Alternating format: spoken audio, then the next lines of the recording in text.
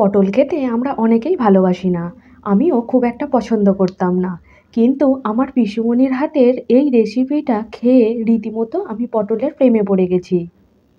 পটলের এই রেসিপিটা বানাতে যেমন অল্প সময় লাগে, তেমনি খেতেও বেশ সুস্বাদু হয়। আমার আজকের রেসিপি পটল পোস্ত। এই রেসিপিটা একদম পারফেক্টভাবে বানানোর জন্য আমি কিছু টিপস আপনাদের সাথে শেয়ার করব, তাই পুরো ভিডিওটা স্কিপ না করে দেখতে থাকুন। এই পটল পোস্ত বানানোর জন্য চাই কচি পটল। কচি পটলে পটল পোস্ত খুব ভালো হয়। তবে আপনারা বীজ পটলও ব্যবহার করতে পারেন, সেক্ষেত্রে বীজটা ফেলে দিতে হবে। এই পটলটা আমার বাবার বাড়ির বাগানের। পটলের খোসাটা পুরোপুরি ছাড়িয়ে নেব, আর পটলের বোঁটা এবং ডগাটা কেটে নেব। পটলের পাঁচমিশালি তরকারি কিংবা পটলের দোরমা বা পটলের ঝোল বা দমে আমরা চাই পটলটা যেন একটু কচকচে থাকুক, নরম না হয়ে যায়। কিন্তু পটল পোস্ত বা দই পটলে পটলটা খুব নরম খেতেই বেশি ভালো লাগে, তাই পুরো খোসাটা ছাড়িয়ে নিয়েছি। এবার মাঝখান থেকে আমি দুভাগ করে কেটে নিলাম। এবার ছোট ছোট টুকরো করে কেটে নিচ্ছি। আমি এটা কচি পটল কাটছি, তাই বীজটা ফেলছি না। এরকম ছোট ছোট সুন্দরভাবে কেটে নেব। এই ছোট ছোট করে কাটলে তবেই পটল পোস্ত খেতে বেশি ভালো হয়। এই যে এইভাবে কেটে নিয়েছি। এবার একটা বীজ পটল কেটে দেখাচ্ছি। এই যে এই বীজটা কচি নেই, তাই বীজটাকে আমি ফেলে দিচ্ছি। ফেলে দিয়ে এবার পটলটাকে ওই একই রকমভাবে ছোট ছোট টুকরো করে কেটে নেব। আর আমি এই রান্নাটায় পটলের খোসা রাখছি না এই কারণেই, পটলের খোসা রাখলে এই পোস্ত সুন্দর সাদা ধপধপে রঙটা আর থাকবে না, এবং পটলটাকে খেতেও বেশি একটা টেস্ট হবে না। এইভাবে আমি সমস্ত পটলগুলো একে একে কেটে নিচ্ছি। আজকের আমি পটল পোস্তের রেসিপিটা একটু অন্যরকমভাবে আপনাদের সাথে শেয়ার করছি। আপনারাও এই রান্নাটা একবার বাড়িতে বানিয়ে দেখবেন, বারবার খেতে ইচ্ছে করবে। রীতিমতো আমার মতো আপনারাও এই পটল পোস্তর প্রেমে পড়ে যাবেন। এই পটল পোস্ত বানানোর জন্য আমার যতটা পটলের প্রয়োজন, আমার ততটা পটল কেটে নেওয়া হয়ে গেছে। এবার আমি এটাকে ধুয়ে পরিষ্কার করে নিয়েছি। এই পোস্তটাকে আমি 5 ঘন্টা জলে ভিজিয়ে রেখেছিলাম। এবার আমি এটাকে বেটে নিচ্ছি। বেশ মিহি করে পেস্ট করে নিয়েছি।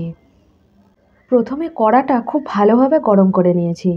এবারে কড়ার মধ্যে আমি দিয়ে দিচ্ছি খাঁটি সর্ষের তেল। তেলটা খুব গরম হয়ে যাবে যখন এবং তেল থেকে ধোঁয়া উঠবে, সেই সময় আমি ফোড়নের জন্য একটা শুকনো লঙ্কা দিয়ে দিলাম, আর দিয়ে দিচ্ছি পটলটা। এবার মাঝারি আঁচে 7 থেকে 8 মিনিটের জন্য ঢাকা দিয়ে আমি পটলটাকে ভেজে নেব। পটলটা কিছুটা ভাজা হয়ে যাওয়ার পরেই আমি দিয়ে দেব লবণ।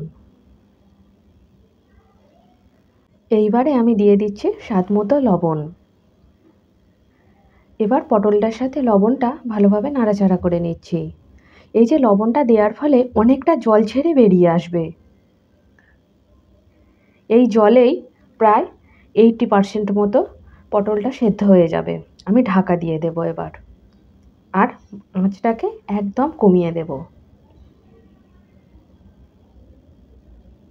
6 মিনিট পর ঢাকা খুলে নিচ্ছি। এবার পটলটাকে একটু নাড়াচাড়া করে নেব।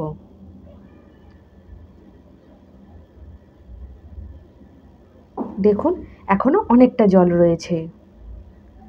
এই পুরো জলের মধ্যেই আমি দেখতে পাচ্ছি এই পটলটা সেদ্ধ হয়ে যাবে।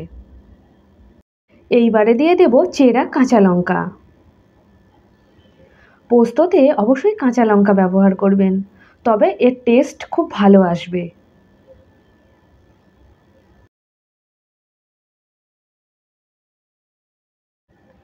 আবার ঢাকা দিয়ে দিচ্ছি।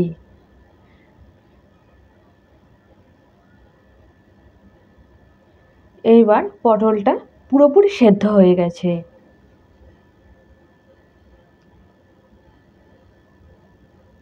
এইবারে আমি দিয়ে দেব বেটে রাখা পোস্তটা।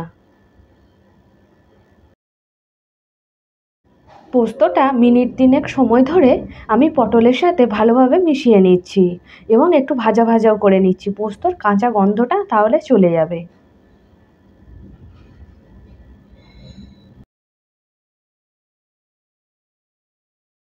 এই পর্যায়ে আমি দিয়ে দিচ্ছি পোস্তর বাটি ধোয়া জলটা। এবার ভালোভাবে মিশিয়ে নিচ্ছি।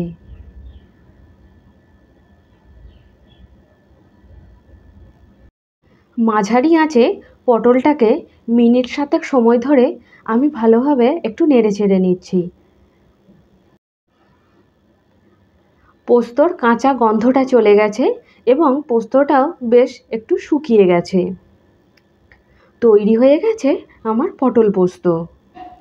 আমার মতো করে আপনারাও এভাবে একবার রেসিপিটা বানিয়ে দেখুন, কথা দিচ্ছি আপনাদের সকলেরই খুব ভালো লাগবে। তৈরি হয়ে গেছে পটল পোস্ত। আমার আজকের এই রেসিপিটা আপনাদের কেমন লাগলো অবশ্যই কমেন্টের মাধ্যমে আমাকে জানাবেন। ভালো লাগলে ভিডিওটিতে একটি লাইক দেবেন এবং প্রচুর প্রচুর শেয়ার করবেন। আজকে এই পর্যন্তই। আবার আপনাদের সাথে দেখা হবে অন্য একটি পর্বে, অন্য একটি নতুন ভিডিওর সাথে। ততক্ষণ সবাই ভালো থাকবেন, সুস্থ থাকবেন, সাবধানে থাকবেন। ধন্যবাদ।